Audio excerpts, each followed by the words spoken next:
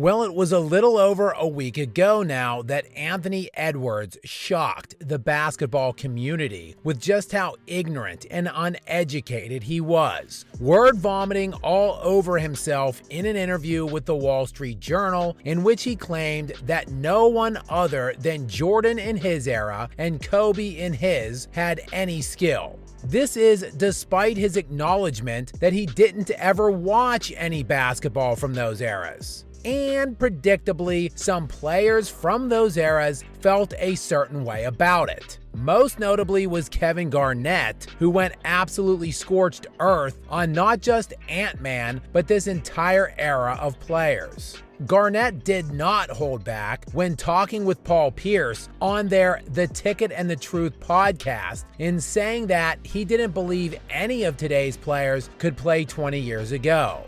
Man, bro, it's just different. It was very different back then, bro. Real shit. Nobody in this era could have played 25 years ago. We said that.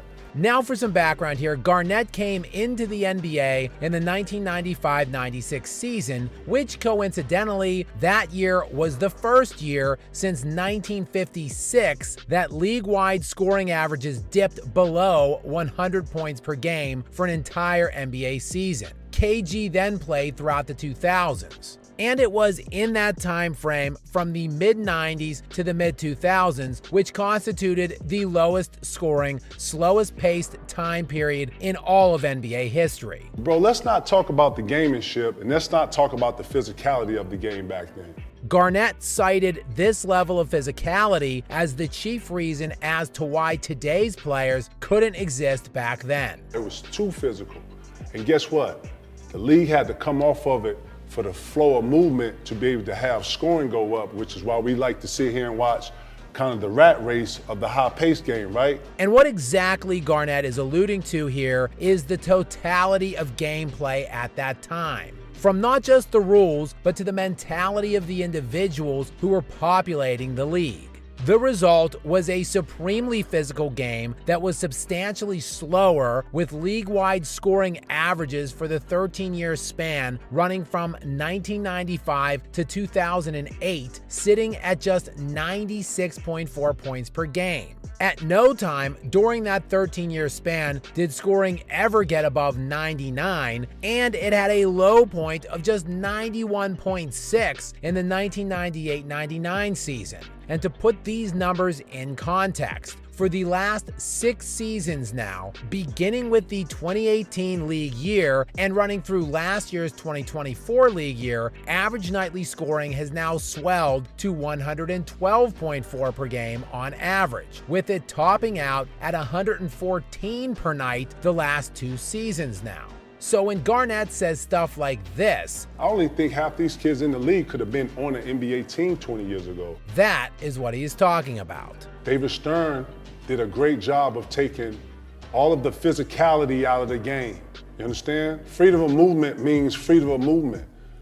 Man, back in the day when you had to get by Paul because Paul was squared up with you and ready to slide, and then he could body you, he could poke, he could use his hands. The levels in which you had to be not only strong enough, but skilled enough to get by this in front of you. And this is also exactly why the elite players that played back then, like, Kobe Bryant, are routinely slandered as being inefficient. And all the skill that everybody got actually was called bad shots and lack of efficiency. It was until they start with all the data and saying take more threes than twos. Before then, we played ball, bro.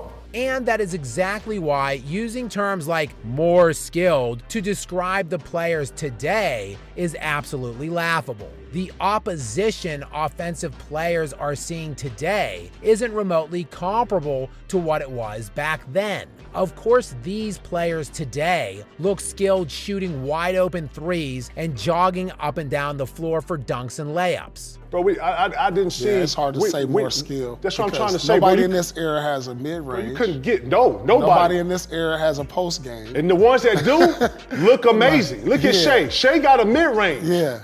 You know what I'm saying? It's only like a few of them got. That's what I'm saying. Additionally, Garnett factors in that the pampered, soft-ass players today routinely are sitting out for trivial little injuries and load management. which also assures that they are as fresh and healthy as possible, while players in previous generations were actually tasked with dealing with injuries and playing at less than 100%. You had to have that work, and you had to really work on your shit. And it wasn't you was out 2-3 games, man. Your teammates, hey, bro, what you doing tonight? You going? Nah, I can't go, man. My toenail off, man. I can't. Nah, bro, you can't even come in here and lead no like that. You hear me? Nah. So you had to strap it up, and you had to get out here. You had to dive on the floor. You had to get in the rumble, Right. And of course, all of this is while star players back then were actually also exerting effort on both ends. You know what I'm saying? And then there was a lot of two-way players back then that was, I'm talking about stars. I'm talking about Gary Payton, the Jason Kidds, the Michael Jordans, the Grant Hills, the McGrady's and the Cobes, you know what I'm saying? The TDs, the C. Webbs, the Rasheeds, How many of those two-way players exist today? I'm certain that Ant-Man likes to fancy himself a full-court player, but I seem to recall Edwards playing like complete garbage throughout the entire Western Conference Finals because he was so tired from trying to defend Kyrie Irving. See, this is the exact thing that drives players from previous generations and fans from those past eras insane. We are all watching today, and we were all watching back then, unlike the vast majority of those who are criticizing or diminishing these past eras now. In fact, this Anthony Edwards situation is a perfect microcosm for the kind of ignorant dismissiveness which is pervasive with the know-nothing journalists on air today and kids floating around various levels of social media. They are just so quick to dismiss things that they don't understand. Instead of educating themselves, they just continue to double down on this broke, pitiful era they grew up with. Tragically, as illustrated by Edwards, this is spreading to the actual players. And of course, the hilarious irony of it all is that they continue to champion this era, continually pontificating on the alleged superiority of what is, in actuality, the worst era in NBA history.